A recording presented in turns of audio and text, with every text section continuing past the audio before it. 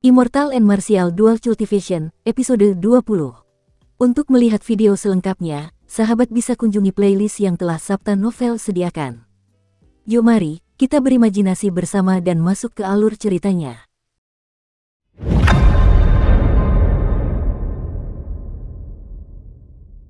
Xiao Chen melangkah lebar ke arah suara tangisan itu, ke arah sisi timur perkemahan. Semakin dekat, tangisan pilu itu semakin keras. Ketika ia berada sekitar 400 meter dari sumber suara, Xiao Chen berhenti. Ia memadatkan indera spiritualnya menjadi sebuah kolom dan perlahan-lahan memanjangkannya ke depan. Ketika mencapai jarak 200 meter, Xiao Chen merasakan indera spiritualnya terhalang sesuatu. Puci, Xiao Chen berkonsentrasi dan membentuk indera spiritualnya menjadi pedang, perlahan menembus penghalang, mencegahnya menembus lebih jauh. Setelah beberapa waktu, indera spiritualnya akhirnya sampai di sumber suara. Di alur di depan, seorang martial grandmaster mengenakan pakaian kelantang tergeletak di tanah.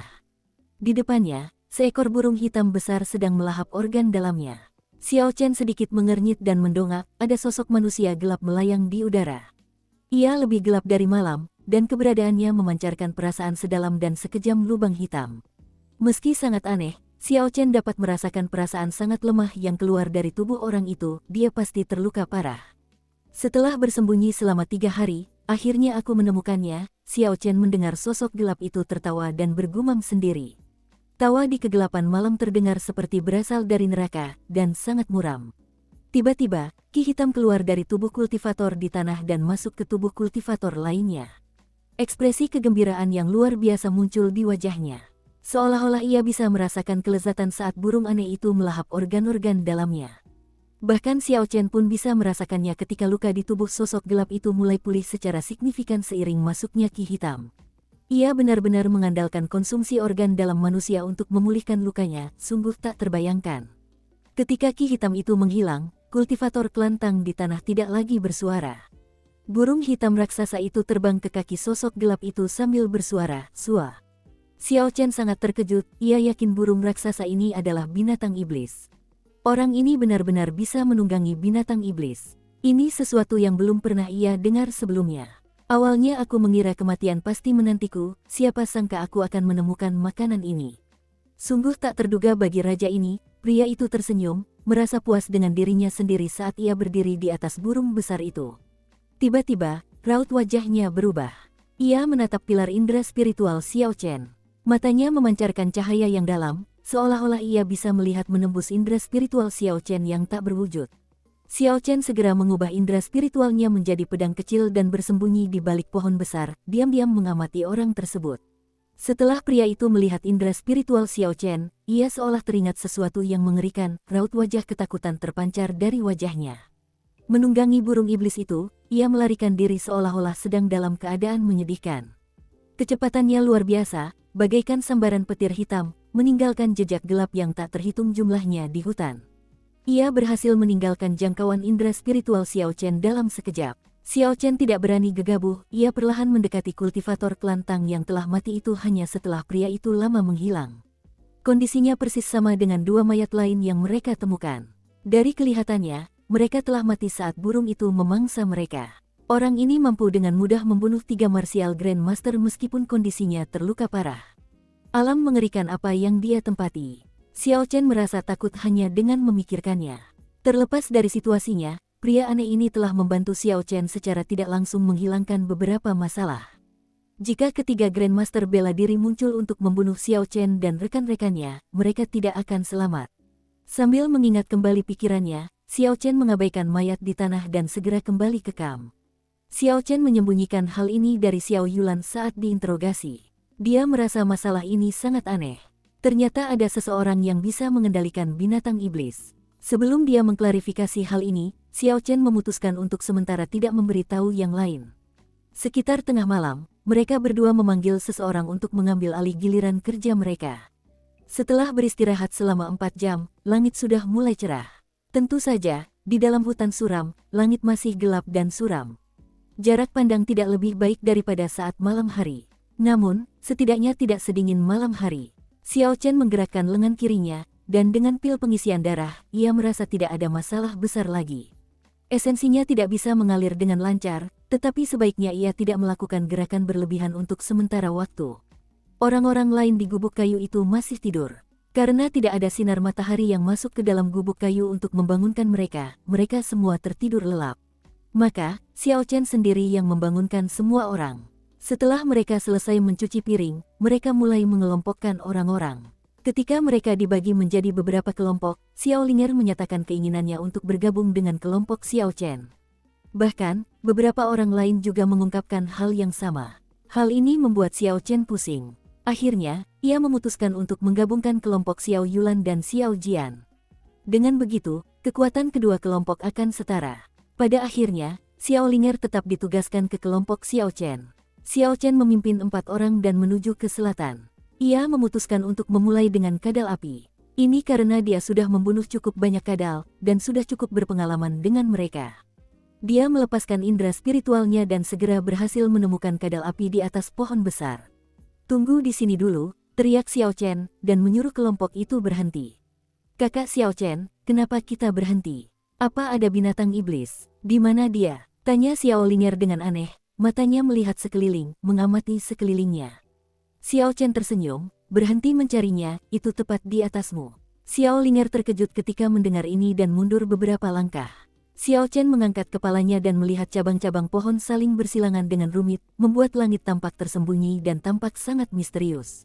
"Ini hutan suram. Selain bahaya yang datang dari sekitar, kita juga harus memperhatikan apa yang ada di atas." Senyum Xiao Chen memudar saat ia membuka mulut untuk berkata, "Kalian semua, mundur selangkah." Setelah mengatakan itu, tubuhnya menghilang dari tempatnya semula, cahaya listrik yang terang bersinar dalam kegelapan. Mereka samar-samar bisa melihat Xiao Chen memegang pedang bayangan bulan, melompat dari satu dahan ke dahan pohon lainnya. Ketika lampu listrik meredup, hutan kembali gelap gulita. Keempat orang di bawah tak bisa melihat sesosok pun, yang mereka lihat hanyalah ranting-ranting pohon yang bergoyang. Ledakan, terdengar suara keras dari atas, dan sesosok monster raksasa jatuh ke tanah, menyebabkan tanah bergetar. Keempat orang di tanah itu buru-buru mundur. Xiao Chen tidak langsung turun. Ia malah berdiri di dahan pohon dan tersenyum kepada rombongan, "Sekarang giliran kalian untuk tampil. Jangan gegabah, nanti kalian bisa mati." Si kadal api sudah menstabilkan dirinya sebelum keempat orang itu sempat menjawab. Ketika melihat mereka, sikap bermusuhannya berubah dan ia mengibaskan ekornya ke arah mereka. Mereka berempat buru-buru melompat dan berhamburan. Sebuah bayangan merah menuju ke arah Xiao Linger, tampak seperti pita merah di udara, dan kecepatannya luar biasa cepat. Yang membuat Xiao Chen terkejut adalah, meskipun Xiao Linger biasanya tampak aneh, refleksnya sangat cepat. Ia mendorong tanah dengan ringan menggunakan kakinya dan tubuhnya dengan lincah menghindari serangan itu. Dia bahkan menebas lidah merah itu, menciptakan luka saat dia berbalik. Kadal api ini jelas lebih kuat daripada yang pernah ditemui Xiao Chen sebelumnya, ketangguhan lidahnya sangat kuat. Senjata roh Xiao Linger tidak bisa mematahkannya. Mereka berempat dikejar-kejar oleh kadal api, mengutuk Xiao Chen dalam hati, merasa sangat hina. Banyak dari mereka menyesal telah mengikuti Xiao Chen. Tak seorang pun menyangka Xiao Chen akan mengabaikan mereka setelah menarik perhatian kadal api. Mereka yang awalnya berencana mengandalkan Xiao Chen menyesali keputusan mereka. Waktu berlalu begitu lambat, dan sesuatu yang membuat mereka berempat ingin muntah darah pun terjadi. Xiao Chen mengeluarkan sebotol anggur dari cincin semesta dan mulai meminumnya di dahan pohon. "Xiao Chen, kau terlalu hina. Setelah melihat kami dikejar dengan cara yang menyedihkan, kau masih tidak bergerak untuk membantu kami." Akhirnya seseorang di bawah tidak tahan lagi dan memarahinya. "Benar, kakak Xiao Chen, kau terlalu kejam. Linger awalnya sedikit menyukaimu, tapi sekarang, aku benci melihatmu," kata Xiao Linger dengan sengit, tetapi dengan cemberut. Xiao Chen tidak menjawab dan hanya menunjukkan senyum tipis dan acuh tak acuh. Setelah mereka mengatasi keterkejutan awal, mereka akhirnya bisa menyesuaikan diri. Mereka meninggalkan luka-luka dengan tingkat keparahan yang berbeda-beda pada tubuh kadal api. Setelah mereka berempat terkena ekor kadal api beberapa kali, 2 di antaranya mengeluarkan sedikit darah dari sudut mulut mereka. Namun, Xiao Chen tetap tidak bergerak. Ini adalah ujian mereka. Jika dia bergerak, maka ini tidak akan ada gunanya. Jalan bela diri bergantung pada pemahaman yang diperoleh seseorang saat berada di tengah situasi hidup dan mati. Pemahaman itu tidak dapat dicapai dengan bantuan orang lain. Ledakan. Xiao Linger kembali tak mampu menghindar dan terkena ekor kadal api. Ia memuntahkan seteguk darah. Melihat hal ini, Xiao Chen merasa tak sanggup lagi. Namun, sesuatu terjadi yang mengejutkan Xiao Chen. Gadis ini tidak menangis. Wajah cantiknya dipenuhi tekad yang teguh, ia tidak terlihat seperti dirinya yang biasanya aneh. Teknik bela diri, memecah awan, angin segar. Xiao Linger benar-benar menggunakan teknik bela diri di udara, sungguh tak terbayangkan. Pedang di tangannya bagaikan angin segar pemecah awan, dan dengan kilatan putih, ekor kadal terpotong menjadi dua bagian. Xiao Linger mendarat dengan kokoh di tanah dan menyeka darah di sudut bibirnya. Kemudian, ia meringis ke arah Xiao Chen yang membuatnya tertawa dan menangis. Sua, orang lain meledak dan berhasil menghancurkan senjata terhebat kadal api, lidah merahnya. Kini, kadal api telah kehilangan dua jurus terhebatnya. Semangat semua orang melonjak, bunuh, bunuh, bunuh. Semua orang bersemangat dan mulai melancarkan teknik bela diri mereka, menguras habis esensi mereka. Mereka berhasil membuat binatang iblis yang mengerikan ini mencoba mundur dengan cepat, dan dalam waktu singkat, ia kehilangan penampilannya yang mengesankan seperti semula. Karena aku dikejar dengan sangat menyedihkan tadi, aku pasti harus membunuhmu hari ini. Salah satu kultivator klan Xiao, yang pantatnya dihantam ekor kadal 2 kali sebelumnya, berkata dengan kejam. Tepat ketika kadal api hampir mati, sebuah panah es memancarkan cahaya dingin dan melesat dari kejauhan. Dengan suara, "Sua," panah itu membunuh kadal api. Ki dingin menyebar ke seluruh tubuh kadal api. Hal itu menyebabkan semua ki hitam di tubuhnya terkuras. Setelah itu, kadal api langsung berubah menjadi patung es. Ki dingin itu sangat mengancam. Semua orang terkejut dan tidak mengerti apa yang sedang terjadi. Ledakan. Xiao Chen melompat turun dari pohon dan menembakkan aliran api ungu, bertabrakan dengan panah es kedua yang datang dari kejauhan, mengakibatkan ledakan hebat. Es itu lenyap tak berbekas, namun Purple Thunder True Fire tidak melemah sedikit pun dan terus terbang maju. Ledakan. Tak lama kemudian, terdengar ledakan lain dari depan. Terdengar langkah kaki sekelompok orang yang mendekat. Orang-orang klan Tang, itu Tang Feng. Ketika sekelompok orang itu mendekat, Xiao Chen dan yang lainnya dapat dengan cepat mengenali mereka. Kelompok klan Tang juga terdiri dari 5 orang. Tang Feng memegang busur panjang yang terbuat dari kristal es. Ketika mereka berada sekitar 100 meter jauhnya, mereka berhenti bergerak. Ketika ia melihat Xiao Chen, ekspresi terkejut muncul di wajahnya untuk beberapa saat. Setelah sekian lama, ia tersenyum, "Jadi, saudara Xiao ada di sini." "Kebetulan sekali. Maaf, tapi inti iblis kadal api ini milik kita." Mendengar apa yang dikatakannya, beberapa murid klan Xiao di belakang Xiao Chen merasa marah. Setelah bertarung setengah hari, orang ini datang dan merebutnya. Sungguh tidak pantas. Xiao Linger sedikit mengernyit dan berkata dengan nada mengejek, "Kalau kau punya nyali, sisihkan busurmu dan datanglah ke sini." Orang-orang yang tersisa juga berteriak. Jelas bagi mereka bahwa busur kristal es di tangan Tang Feng bukanlah busur biasa. Melihatnya berdiri sejauh itu, jelas bahwa dia sangat berhati-hati. Tang Feng memainkan busur kristal es di tangannya, memperlihatkan senyum acuh tak acuh. "Saudara Xiao, anggota klan Xiaomu sedang ditekan sampai-sampai mereka tidak bisa membalas. Panahku bisa dibilang penyelamat mereka. Memberikan sedikit inti iblis kepadaku bukanlah hal yang terlalu tidak masuk akal." Ini sangat tidak masuk akal. Xiao Chen tidak mau repot-repot mempermainkannya dan terus berkata dengan acuh tak acuh, "Jika mereka tidak melukai kadal api ini dengan parah sejak awal, apakah menurutmu kau bisa membunuhnya hanya dengan satu anak panah? Aku sudah mengabaikan masalah tindakanmu yang mengganggu persidangan kita. Tapi, sekarang kau mau bicara sembarangan di depanku. Enyahlah segera." Raut wajah Tang Feng berubah. Awalnya ia mengira kelompok Xiao Chen sudah disingkirkan oleh para tetua klan Zhang dan klan Tang. Niatnya datang ke sini hanya untuk bertemu dengan para tetua tersebut. Ia tak pernah menyangka Xiao Chen benar-benar berdiri tepat di hadapannya, masih hidup dan sehat. Sambil berpikir keras, Tang Feng berkata dengan dingin, "Xiao Chen, kau terlalu meremehkan kekuatanku. Beranikah kau menerima 3 anak panahku? Kalau kau mampu, aku akan segera pergi. Kita akan menerimanya. Kenapa tidak? 10 anak panah pun tidak masalah. Apa kau pikir kakak Xiao Chen takut padamu?" Suara merdu Xiao Linger menjawab Tang Feng sebelum Xiao Chen sempat berkata apa-apa. "Kakak Xiao Chen, kau harus berusaha sebaik mungkin. Jangan biarkan orang ini menjadi terlalu sombong," kata Xiao Linger kepada Xiao Chen dengan gayanya yang biasa dan aneh. Xiao Chen memutar matanya. Gadis ini jelas-jelas hanya ingin membalas dendam. Dia baru saja dipermalukan oleh kadal api, dan sekarang ada kesempatan untuk membalas dendam, dia langsung memanfaatkannya. Untuk menghadapi seseorang yang menggunakan serangan jarak jauh seperti Tang Feng, seseorang harus segera mendekat dan menghabisinya dengan cepat tanpa memberinya kesempatan untuk menjauh.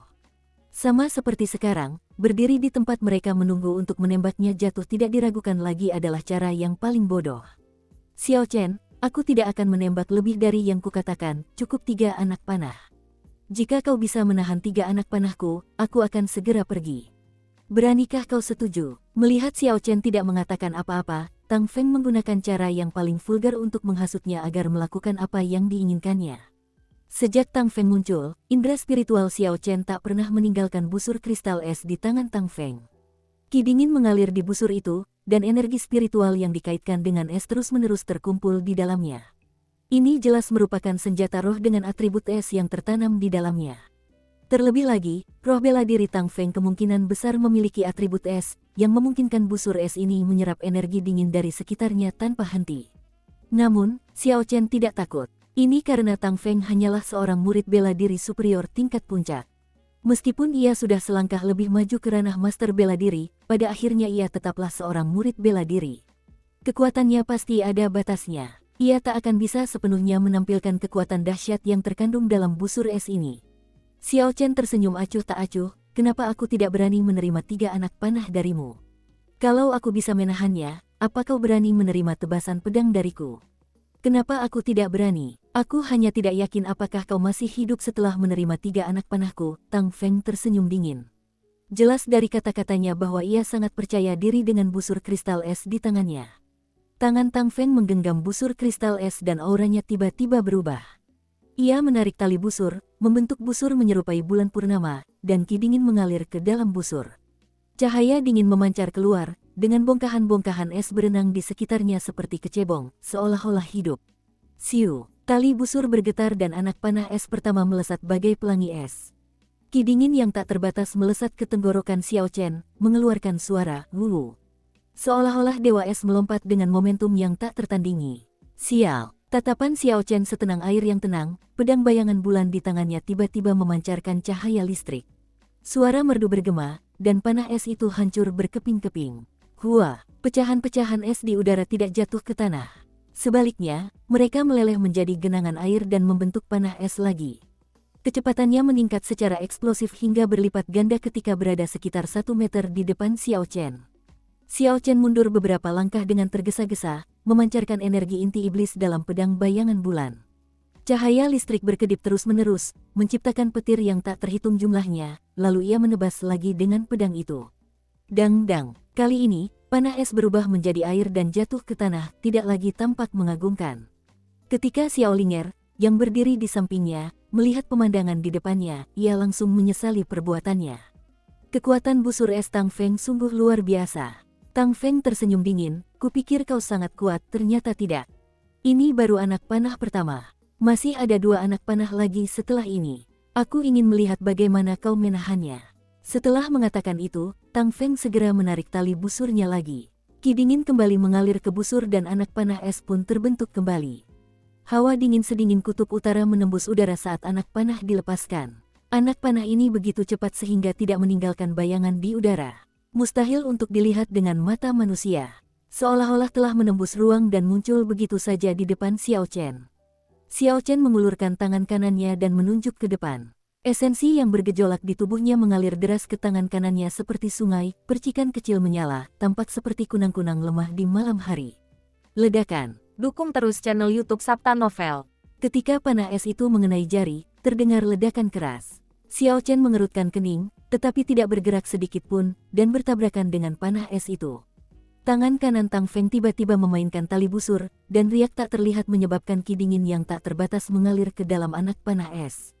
Hal ini langsung meningkatkan tekanan pada Xiao Chen, menyebabkan kakinya sedikit bergerak. Guntur ungu api sejati, meledak. Xiao Chen berteriak pelan dan api ungu yang ganas menjalar dari telapak kakinya hingga ke ujung jari tangan kanannya, membuat tangannya tampak seperti tangan dewa api. Cahaya seperti kunang-kunang itu langsung meletus menjadi api besar yang tak terbatas, menyebabkan panah es itu menguap seluruhnya, dan berubah menjadi uap yang mengepul dari jari Xiao Chen. Di bawah panasnya api ini, orang-orang merasakan kehangatan meskipun suhu hutan suram dingin. Ini menunjukkan betapa panasnya suhu di sana. Xiao Linger berkata dengan gembira, "Kakak Xiao Chen, hebat sekali." Melihat panah es itu menguap menjadi uap, raut wajah Tang Feng berubah dan ia tersenyum dingin. Jangan terlalu senang dulu. Aku masih punya satu anak panah lagi. Tang Feng menarik tali busur lagi. Kali ini, tangan kanannya memancarkan cahaya, dan seluruh busur es juga memancarkan cahaya yang cemerlang. Energi spiritual atribut es yang tak terbatas dari sekitarnya dengan cepat berkumpul di tangan kanannya. Kilauan dingin memenuhi langit di belakangnya, bagaikan embun beku nova, atau langit luas bertabur bintang, sungguh indah. Suhu di sekitarnya pun turun drastis. Xiao Chen mengulurkan indera spiritualnya dan melihat seekor burung besar di belakang Tang Feng. Tubuh burung ini sangat aneh, separuhnya es dan separuhnya api. Merasa terkejut, Xiao Chen tiba-tiba teringat kejadian Tang Feng menawar inti dalam piton api pelangi di paviliun Linlang. Jelas sekali ia ingin menggunakannya untuk meningkatkan serangan atribut apinya. Akan tetapi, dua anak panah yang ditembakkannya, dan bahkan anak panah ketiga, semuanya jelas-jelas memiliki kaitan dengan es. Apa yang terjadi? Yang terpenting, dia jelas bisa merasakan bahwa kekuatan Tang Feng telah meningkat ke ranah master bela diri.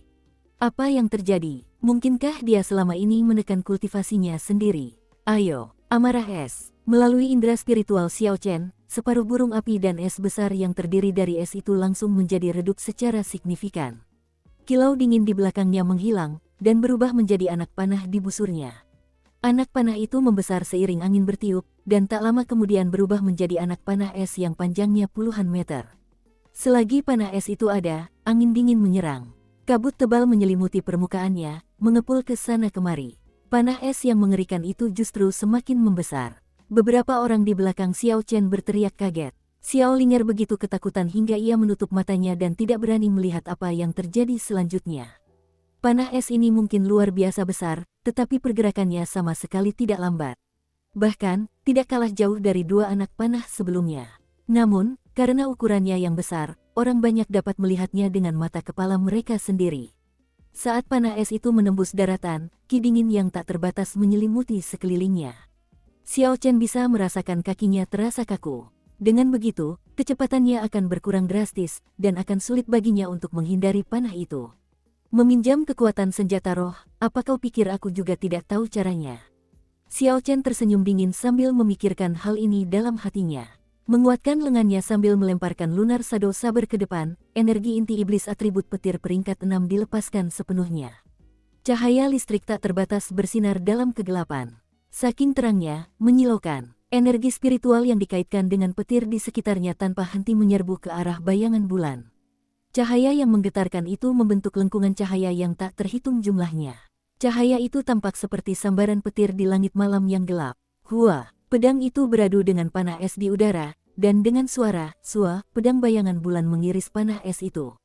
Bongkahan-bongkahan es yang tak terhitung jumlahnya berjatuhan, lalu lenyap ditelan cahaya listrik. Saat ini, bukan lagi pertarungan antara dua orang, melainkan pertarungan antara dua senjata roh. Berdasarkan pemandangan di udara, jelas bahwa bayangan bulan Xiao Chen sedang unggul. Sial, bayangan bulan menembusnya, dan panah es raksasa itu mengeluarkan dentang keras, hancur berkeping-keping. Namun, cahaya pedang yang menyilaukan itu masih sama menyilaukannya. Sebelum pecahan-pecahan es itu menyentuh tanah, semuanya lenyap ditelan kegelapan. Membunuh. Xiao Chen berteriak pelan dan mendorong tanah dengan kakinya. Ia melompat ke udara dan melambaikan tangannya, menggenggam lunar shadow saber kembali dengan erat. Sosoknya melesat di udara, hanya cahaya pedang hitam yang terlihat menebas Tang Feng dengan kejam. Tang Feng memucat dan meninggalkan bayangan di belakangnya saat ia dengan cepat mundur. Xiao Chen bahkan tidak repot-repot melihat bayangannya. Ia memutar pedangnya, menggeser kakinya, dan menebas sejauh 5 meter ke samping. Tang Feng muncul dan melihat bilah pedang hitam itu mengiris tenggorokannya dengan lembut. Ia berhasil menghindari bahaya ini. Akan tetapi, angin dari pedang itu melukai sebagian kulit dan dagingnya, meninggalkan bekas luka yang tidak jelas. Tenggorokan Tang Feng tanpa sadar menegang dan ia merasakan sedikit rasa sakit dari lukanya. Wajahnya yang semula pucat berubah menjadi semakin mengerikan. Ia merasa nyaris lolos dari gerbang neraka. Xiao Chen berdiri tegak dan menyimpan pedangnya. Ia menatapnya dengan dingin, "Enyahlah, dan jangan tunjukkan wajahmu di sini lagi. Jangan merasa tak berdaya. Aku tahu kau masih punya beberapa kartu truf yang belum kau ungkapkan, begitu pula aku. Lagi pula, jangan menaruh harapan apapun di hatimu. Kedua tetua dari klan Tangmu sudah mati, begitu pula tetua klan Zhang." Ketika Xiao Chen mengucapkan kalimat terakhirnya, raut wajah Tang Feng berubah total. Bagaimana mungkin? Ada 4 martial grandmaster. Mungkinkah dia membunuh mereka semua? Masih belum kabur, kata Xiao Chen sambil menatap Tang Feng yang sedang berpikir keras. Tangan kiri Tang Feng yang memegang busur kristal es bergetar hebat. Jejak api benar-benar menyebar ke permukaan busur seputih salju itu. Ayo pergi. Tang Feng memelototi Xiao Chen dengan tajam. Emosinya mereda dan api di haluan pun menghilang. Xiao Chen, aku akan membalas penghinaan yang kuderita hari ini selama janji 10 tahun. Pada saat itu, klan Xiao tidak hanya akan kehilangan Gunung Tujuh Tanduk, tetapi klan Xiao juga akan musnah total. Ini sudah pasti, tak seorang pun akan bisa menghentikannya.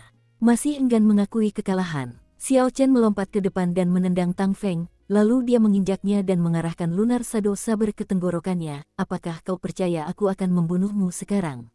Kalau berani, lakukan saja, kata Tang Feng dengan keras kepala dari tanah. Kurasa aku berubah pikiran, kata Xiao Chen acuh tak acuh, kau jelas masih punya kartu tersembunyi. Apapun alasannya, sekaranglah waktu terbaik untuk membunuhmu. Kenapa aku harus menunggu janji 10 tahun dan memberimu kesempatan untuk membalas dendam? Apa yang kau rencanakan? Bebaskan tuan muda kedua. Apa kau tidak takut memicu perang antara klan Xiao dan klan Tang? Tanya 4 orang di belakang Tang Feng dengan cemas. Bagaimana jika aku membunuh kalian semua? Saat itu, Tang Feng benar-benar merasa takut. Suaranya melemah saat ia berkata, Tuan muda Xiao, aku hanya bercanda tadi. Kau pikir itu benar? Xiao Chen menyingkirkan pedangnya dan berkata dengan acuh tak acuh, keluar dari sini. Sejujurnya, Xiao Chen benar-benar ingin membunuh mereka berlima, terutama Tang Feng. Ia memberi Xiao Chen rasa bahaya yang luar biasa. Namun, ketika dipikir-pikir, kelima orang ini kemungkinan besar memiliki semacam sinyal penyelamatan. Jika dia ditunda oleh mereka dan membiarkan para tetua klan Tang bergegas datang saat mereka telah selesai dengan tugas mereka, mereka akan berada dalam masalah besar. Tang Feng merasa sangat tidak puas saat pergi, 3 anak panah sebelumnya telah menghabiskan banyak esensinya. Terlebih lagi, ia baru saja mendapatkan busur api es ini dan belum sepenuhnya menguasainya. Kalau tidak, dengan karakternya, dia tidak akan pergi begitu saja. Kakak Xiao Chen, kau hebat sekali. Ketika rombongan klan Tang sudah jauh, Xiao Linger segera berlari menghampirinya dan menyanjungnya. Xiao Chen menatap Xiao Linger dengan agak tak berdaya dan berkata, aku akan menyelesaikan masalah ini denganmu nanti. Ayo kumpulkan inti iblis dulu. Xiao Linger menelan ludahnya dengan aneh sebelum berlari ke depan, aku akan mengambil inti iblis ini, jangan bertarung denganku untuk itu. Ledakan, pedang Xiao Linger menghantamnya dan kadal api, yang tersegel dalam es, hancur berkeping-keping. Setelah menemukan otak kadal api, ia membelahnya dengan pedangnya dan inti iblis hitam pun muncul. Xiao Linger mengambilnya dengan gembira, lalu melihat sekeliling dengan sembunyi-sembunyi sebelum berlari ke arah Xiao Chen dan berkata dengan gembira, seberapa hebatnya aku. Aku berhasil mengekstrak inti iblis dengan sangat cepat. Xiao Chen mengambil inti iblis dan berkata, inti iblis ini dihitung untuk mereka, kau tidak mendapat bagian. Xiao Linger cemberut, tidak puas saat dia bergumam, kakak Xiao Chen, itu terlalu tidak adil. Kau hampir menyebabkan kematian kapten timmu dan masih berani membantah. Kata Xiao Chen, ayo, kita lanjutkan. Kalian tidak ingin kalah dari kelompok Xiao Jian, kan? Di bawah pimpinan Xiao Chen, kelompok itu terus membunuh binatang iblis. Xiao Chen mengerahkan indera spiritualnya secara maksimal, ketika melihat sekelompok binatang iblis, ia akan segera menghindarinya. Xiao Chen hanya fokus membawa binatang iblis itu, tetapi ia tidak melakukan gerakan apapun untuk membunuh mereka. Kekuatan binatang iblis tingkat 2 hampir setara dengan seorang ahli bela diri kelas rendah, tetapi itu bukanlah sesuatu yang membuatnya ingin bertarung. Meskipun Xiao Chen tidak mengatakannya, semua orang mengerti alasan mengapa Xiao Chen tidak melawan. Hal itu sengaja dilakukan untuk meredam amarah mereka, tidak ada yang perlu dibenci. Xiao Chen menghentikan perburuan saat senja.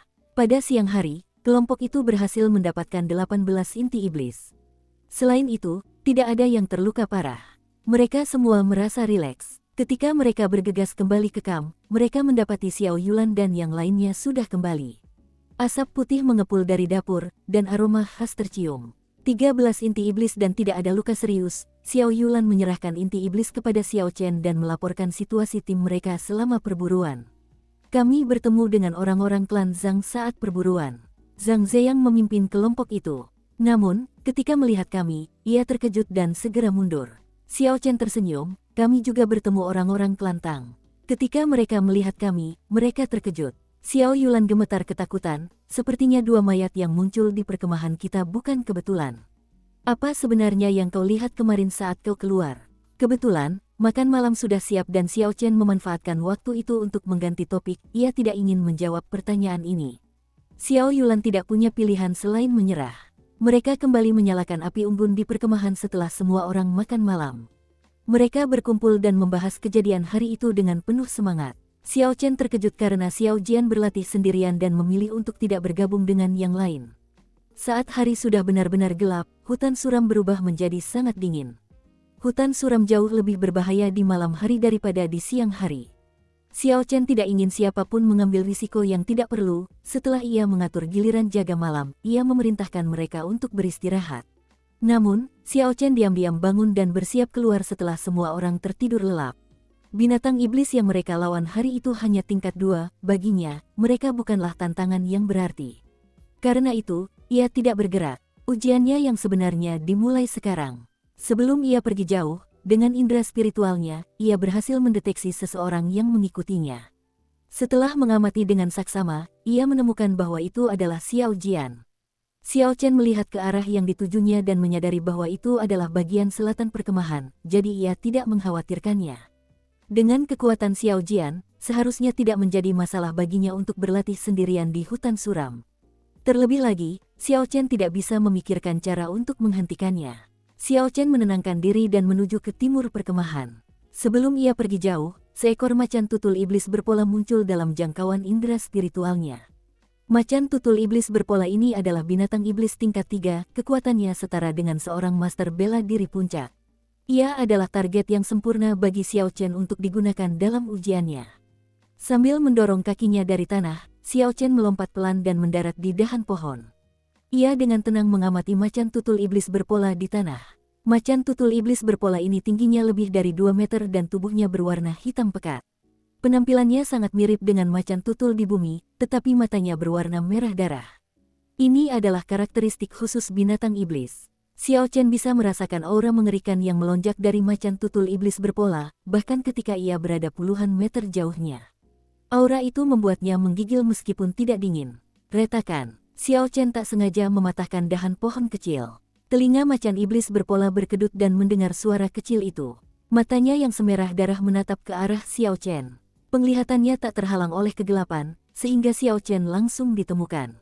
Ia meraung, dan gelombang suara yang mengerikan menyerang ke arah Xiao Chen. Hah, energi yang sangat besar mengiringi gelombang suara itu dan menuju ke arah Xiao Chen. Di area yang dilewatinya, pepohonan besar dan lebar hutan suram bergetar, dan daun-daun yang tak terhitung jumlahnya berguguran ke tanah. Xiao Chen terkejut. Serangan gelombang suara ini memiliki jangkauan yang luas dan dahsyat, hampir tidak ada titik lemah. Namun, masih ada beberapa. Xiao Chen melancarkan Lightning Evasion dan tubuhnya muncul di belakang Paternet Demonic Panther, menghindari serangan gelombang suara. Dengan Lightning Evasion, serangan gelombang suara tersebut tidak terlalu mengancam Xiao Chen. Macan tutul iblis berpola segera merasakan keberadaan Xiao Chen, sehingga ia berbalik dan menerkamnya. Ki hitam berkumpul di cakar kanannya dan menebas Xiao Chen dengan kejam. Terbang dengan sayap, satu garis tebasan. Xiao Chen tidak berani gegabah dan menggunakan teknik bela diri untuk melawannya.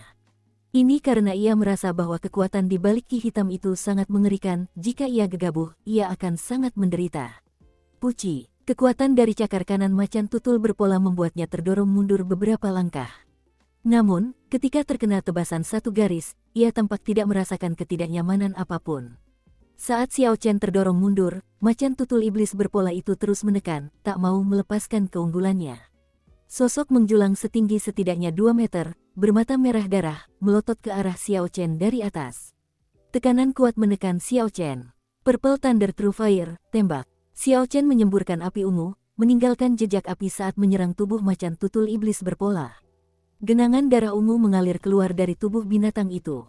Macan tutul iblis berpola menjerit kesakitan, tetapi ki hitam dengan cepat memadamkan api ungu. Ia membuka rahangnya lebar-lebar dan meraung keras, gelombang suara mengerikan kembali menyapu area tersebut. Perisai petir surgawi. Merasakan bahaya yang mengancam, Xiao Chen mengeluarkan perisai petir surgawi. Namun, perisai itu tidak terlalu efektif melawan serangan gelombang suara aneh ini, sehingga masih berhasil menembus perisai petir surgawi Xiao Chen. Darah mengucur dari sudut mulut Xiao Chen, dan telinganya sempat tuli. Xiao Chen menyeka darah dari sudut mulutnya dan melenyapkan perisai petir surgawi. Matanya dipenuhi niat membunuh yang kuat. Binatang buas ini sungguh menyebalkan, bahkan Tang Feng tidak berhasil melukainya sampai sejauh ini. Terbang dengan sayap, tarian tak teratur selama 1000 tahun. Xiao Chen telah mencoba jurus ini berkali-kali sebelumnya, tetapi ia hanya berhasil sekitar 50%. Hal ini karena ia masih belum memahami formula perubahan karakter Battle Sage Origins secara mendalam. Namun, kini ia tak lagi peduli. Ia menenggelamkan kesadarannya ke dalam dantian dan mencoba mengingat adegan pertarungan dengan Zhang He.